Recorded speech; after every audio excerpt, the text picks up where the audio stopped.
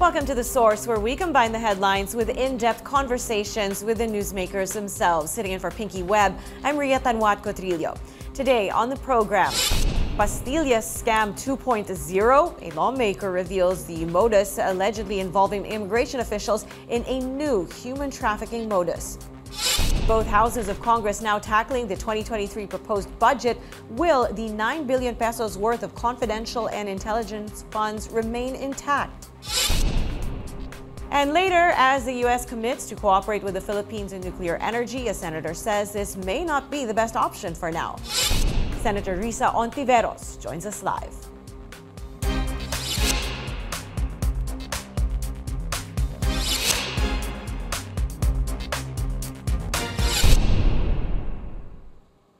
A senator is seeing a similar pattern to the controversial Pastillas scam involving Bureau of Immigration personnel, but this time in trafficking Filipinos to be part of a Chinese syndicate and work as scammers. Earlier this week, Senator Risa Hontiveros said that some 30 Filipinos may still be trapped in a cryptocurrency scam in Myanmar being run by a Chinese syndicate.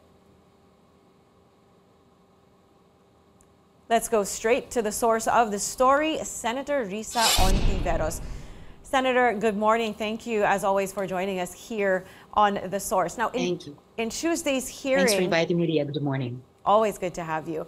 Now, in the Senate hearing of the Committee on Women, Children, Family Relations, and Gender Equality, you said it's like the plot has thickened, and you even likened it to deja vu, as this seems like it's another Pastillas scam. And to give it some context, to remind everyone, it was discovered that some personnel of the Bureau of Immigration may have been involved in trafficking Filipino workers to Myanmar. So could you tell us, were you surprised when this was revealed to you? Well, I wish I could say, Ria, that I was completely surprised.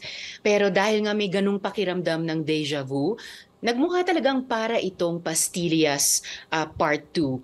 But I have to say, even worse, even more brazen. Imagine, Ria, pinebenta por ulo yung mga kababayan natin para gawing manloloko.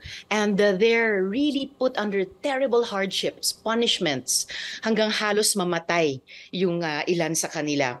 Bibigyan sila ng fake employee ID of the NAIA. Kunyari, empleyado sila sa loob ng NAIA. Tapos lilipad sila bilang empleyado, not as overseas Filipino workers, which is their real status.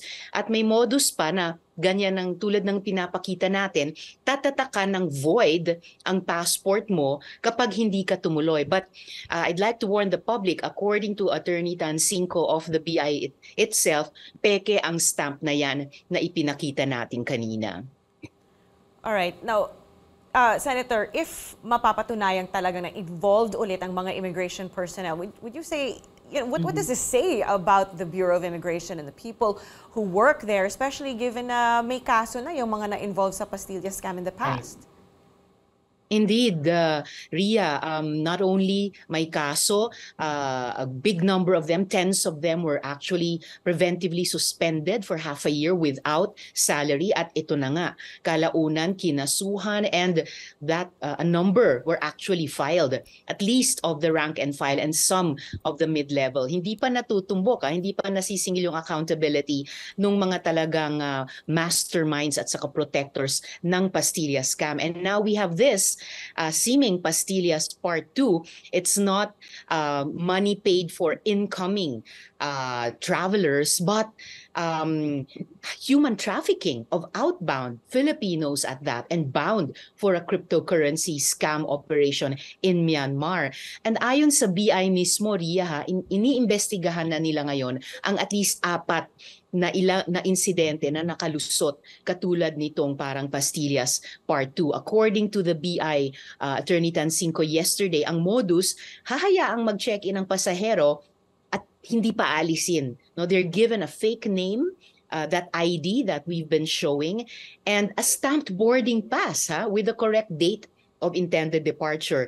Tapos kikitain itong mga pasahero itong mga human trafficking victims, kikitain itong sindikato sa labas ng airport with an agent. And I know we've been showing also photos, Ria, of terrible injuries to our kababayan. Those are examples of the scars and the wounds left on their bodies by our OFW or of our OFWs. Tulad na lang ni Elias Baby, who spoke yesterday. These photos are of her body at the worst of her injuries. And she and alias Rita, and a wife of an OFW, a Mrs. Joy, who testified via video yesterday, said her husband is also subject to such terrible punishments, really torture, human rights violations. Kasi yung asawa daw ni Mrs. Joy ang naging palit-ulo para kay Elias Baby when some of her fellow Filipinos there in Myanmar, in that Shwe Koko Special Economic Zone or Scam City, naawa na masyado kay Elias Baby. She was really on the point of death. Nagpatak-patak sila ng pera just to send her home. But it was the husband of Mrs. Joy na palit-ulo. Parang modern slavery, Ria. Ha? And now his wife says that she's afraid. Mrs. Joy is afraid that her husband is also now being tortured and punished like Elias Baby was before. Yeah, understandably so. And those pictures are just so graphic. Really? Yeah, terrible to think that people are profiting off of this. But going back to immigration, sa palagay niyo po, Senator, ito po ba ay initiative ng mga immigration staff or may illegal recruiters din na may kasabot sa kanila? Well, talagang magsisimula sa illegal recruiters, Ria. Alias Rita spoke about a Len who at the time that Rita spoke to us, that Facebook account of Len was still active. Si Elias Paulo naman, who was one of the other three witnesses who testified in our hearing yesterday, he identified and showed a photo he was able to take of his recruiter named Liza Magallanes.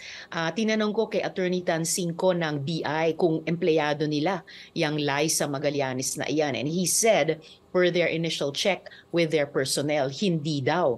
There was a photo that Elias Paulo was also able to take of the companion of his supposed escort who stamped his passport with that fake stamp of void. And again, BI's Attorney Tansinko said that photo or that man photographed by Elias Paulo is not an employee of the BI. So it's either meron talagang mga tiwaling BI employees na nag-ooperate ng ganitong human trafficking scam bound for a cryptocurrency scamming operation, o merong somehow isang sindikato hindi man formally employed ng BI nakaka-operate, Ria, sa loob mismo ng NAIA. Paulo identified that he was sent down to the arrival area of Bay 13.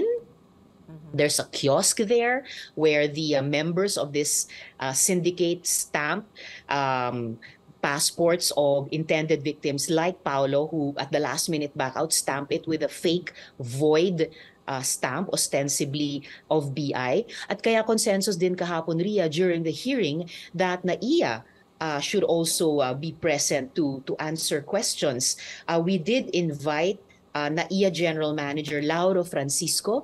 He was not available to attend, not physically because of illness, not even Zoom. Pero para makumpleto yung storya kung paano nakakalusot, the NAIA leadership and personnel should also be there. We will also invite Avescom to be present at the next hearing kasi sila rin dapat yung nagsisiguro ng security ng airport, pati yung validity, yung authenticity of the passes used by people who go in and out. Kasi lumalabas, pati yung passes ay peke. For example, Elias Paulo was given an ID of W.H. Smith, apparently one of the concessionaires or stalls inside NAIA, but Paulo has never worked for W.H. Smith. So, peke yung ID na pinepresenta ng mga lulusot.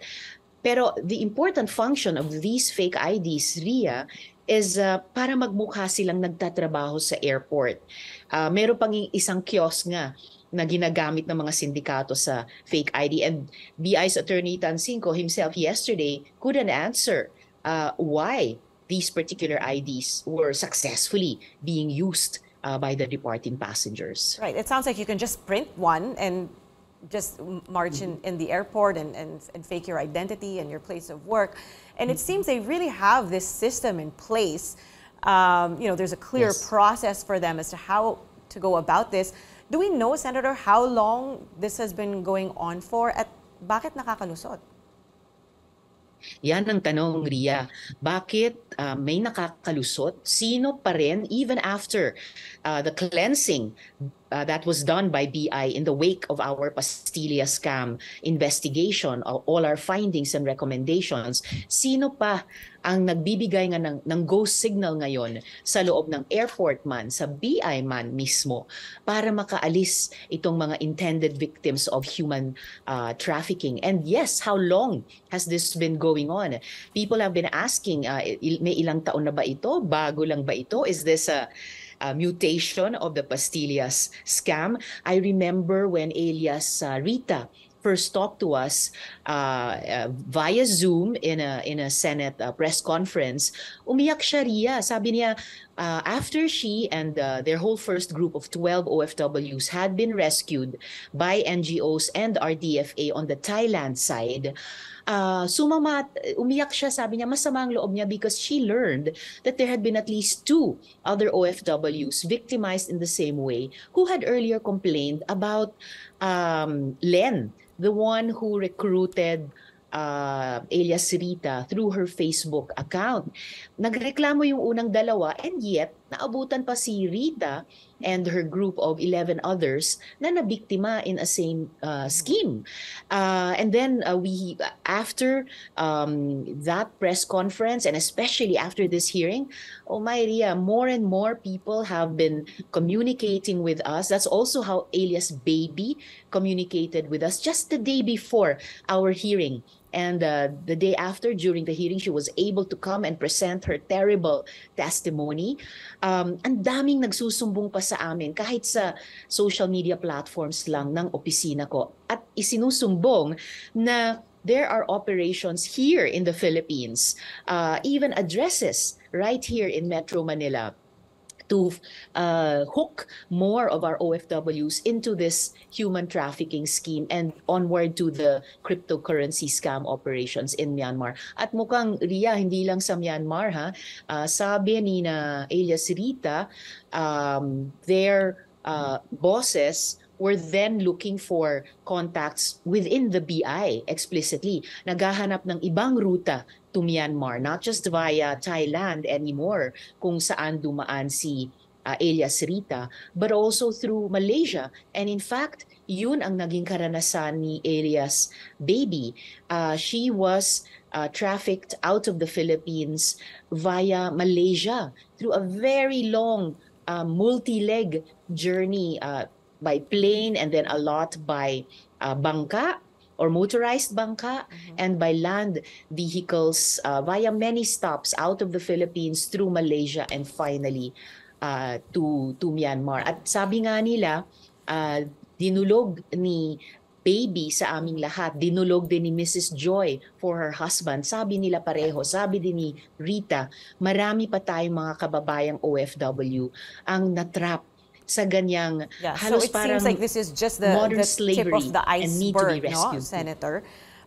No, this large-scale human trafficking, it's allegedly operated by Chinese mafia. How many more Filipinos are we talking about now?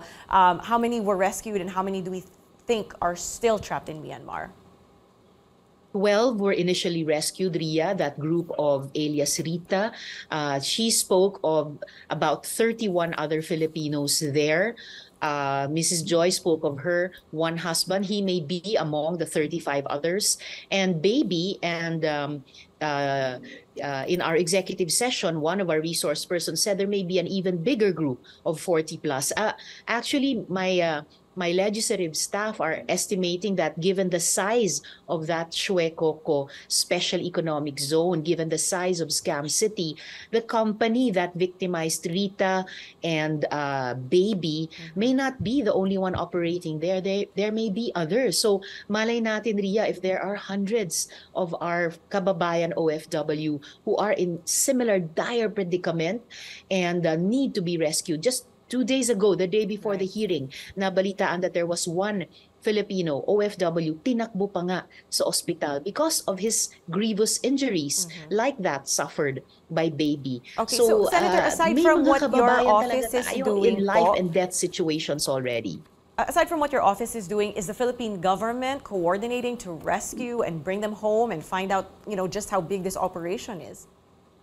Yes, I thank the Department of Foreign Affairs, which met Rita's group of 12 on the Thailand side when the international NGOs in Myanmar and Thailand were able to get them safely to the Thai border. Maraming salamat sa DFA sa pagsalubong sa kanila doon at yung tulong na makauwi silang ligtas sa wakas dito sa Pilipinas.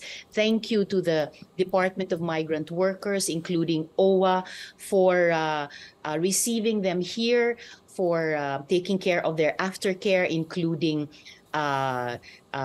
psychological counseling, debriefing. We are looking forward to their assistance so that Rita's group of 12 plus Baby can find new decent jobs or livelihood so that Baby can receive medical assistance.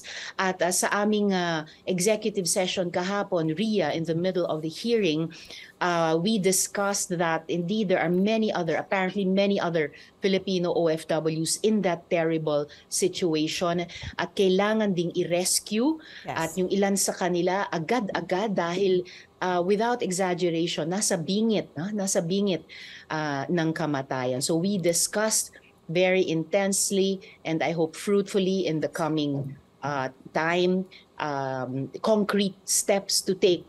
First of all, to stop this stream of human trafficking in cooperation as well with other countries and immediately to rescue our kababayan OFW. Unang-una na yung mga who are in a life and death situation already. All right, Senator, we need to take a short break. We will be back. This is The Source on CNN Philippines. Please stay tuned.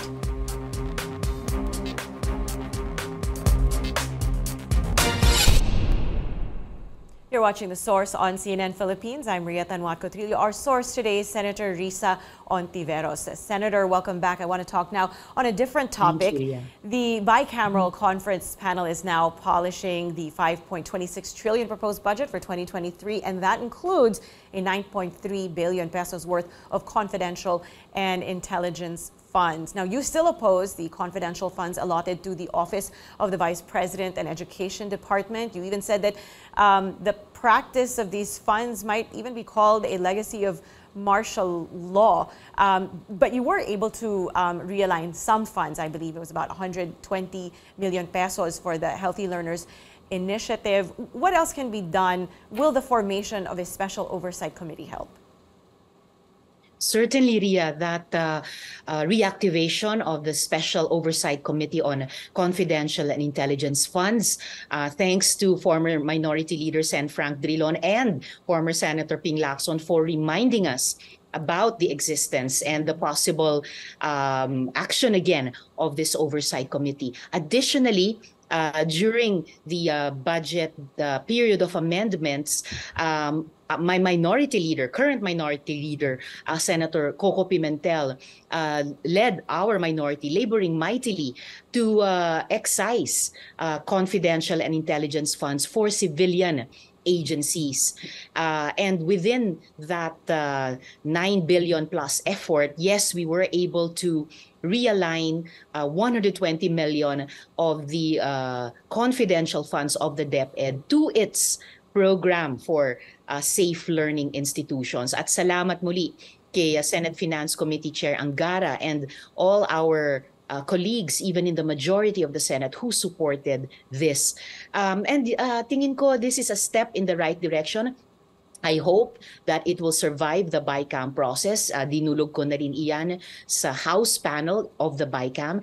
It would be a step in the right direction, Ria, because yun na nga, ayon sa panimulang pananaliksik namin, this practice of requesting and then appropriating confidential funds, even for civilian agencies, apparently dates back to a presidential decree. So yes, apparently a legacy of the martial law dictatorship. You don't find confidential and intelligence funds or this much of CIFs in the budgets of other governments and other countries around the world. And even those CIFs of their national defense and national police institutions observe, as ours are supposed to, strict accounting processes as well. Pero hindi ganyang kalinaw for our civilian agencies here in the Philippines. So we'll continue our research on the particular PD. Apparently, it was lodged also in our administrative code. So we'll continue our research on what are the possibilities for amending by legislation the administrative code to bring more of these CIFs of the civilian agencies into line items of the budget every year. Right. Para malinaw na kontra sa graft and corruption, malinaw na subject to regular accounting of the Commission on Audit, at hindi lang yung sealed accounting papers or accounting in a sealed envelope which can be opened only by the COA chair. Right. So more transparency is the definitely Congress needed of the Philippines can process, see its way to that step in the right direction. Yeah, I think taxpayers really just want to know where their money is going. But for you, Senator, why do you feel Right. you're not getting the support from your fellow senators in opposing the CIF? And if ever we are able to reallocate these funds, where would you want them to go? Oh, wow, there's a lot of much better and proper places that these monies should go, be realigned from the CIFs of civilian agencies. For example, we are still just at the tail end of emerging from the pandemic. So really to continue strengthening our universal health system, and we are still, Ria, in the middle of a recession. Top of mind kahit sa mga surveys, the most recent Pulse Asia survey, economic issues talaga sa ating mga kababayan. Inflation, high prices, unemployment and underemployment. These are the line items of our budget, especially of our economic, health, women agencies, that these money should be properly and more optimally spent. Hindi po nagkukulang sa mga line items sa budget natin na mas dapat at tamang pagpuntahan nitong mga CIFs ng civilian agencies. All right, once again, Senator, we'll be taking a short break. This is The Source on CNN Philippines. Please stay tuned.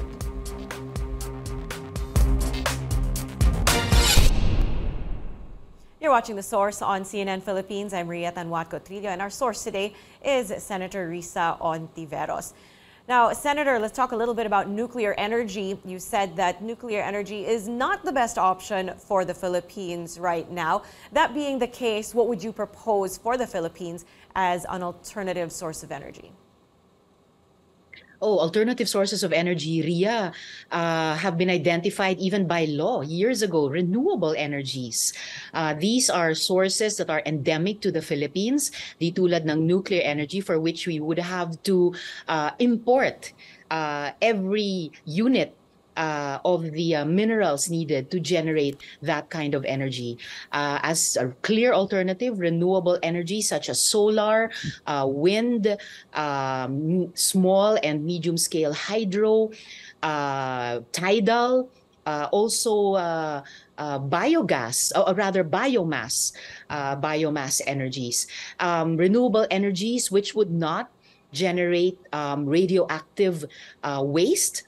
That would be long-term and very difficult, and until now, unsafe to store. Kahit yung mga advocates ng nuclear energy, Ria, cannot answer the question how to safely store radioactive wastes whose half-lives will outlive us, Ria, and outlive the generations of our children and grandchildren. And that's why also we've been having nuclear energy accidents even up to recent times. And last but not the least, renewable energies, which have a clear potential to take up a bigger share of our energy mix without these health, economic, and environmental dangers posed by nuclear energy. Oh, and last but not the least, about dangers, radioactive wastes will be a target, a magnet for the so-called nuclear terroristic groups that are scouting around the world for these wastes, or even just the raw nuclear energy to use in the production of nuclear weapons. That would be taking steps backward into the past, not forward into a sustainable and peaceful future for the world. Okay, Senator, what about the joint oil and gas exploration in the West Philippine Sea? In your view, how should the Marcos administration approach this issue? Well, I'm really banking, Ria, dun sa sinabi ni Presidente early on in his administration that he would not surrender 1 square inch of territory of the Philippines. I hope, though inch is a land measurement, that applies to every space in the West Philippine Sea where we are being bullied by China. At dun siya nagpepresenta din as a joint or even a sole stakeholder in exploring, extracting, and using the Philippines' oil and natural gas resources. Palagay ko kahit dyan sa oil and nat gas deposits sa West Philippine Sea ay dapat sumunod tayo sa constitutional mandate in the section on national economy and patrimony that critical industries must remain within Philippine government, Philippine hands, and any joint ventures where allowed by the Constitution, kailangan din sumunod sa ratio prescribed by the Constitution of 60-40, at least 60% Filipino and at most 40% foreign, para siguradong sa habang panahon, nasa kamay nating mga Pilipino, we preserve those for our posterity, for all generations. Hence, right. And these will be optimally used by our country, lalo na sa panahon ngayon na pamahal ng pamahal ang kuryente, and we cannot predict, at it's totally out of our hands, geopolitical pressures like the Russian invasion of Ukraine and the ongoing war there. All right, Senator, thank you for speaking with us this morning. We appreciate your time. That was Thank you, Senator Risa Hontiveros. And of course, ma'am, congratulations on being hailed as the Maverick of the Year by Esquire magazine. And thank you for joining us here on The Source. I'm Tanjuatco-Trillo. You're watching CNN Philippines.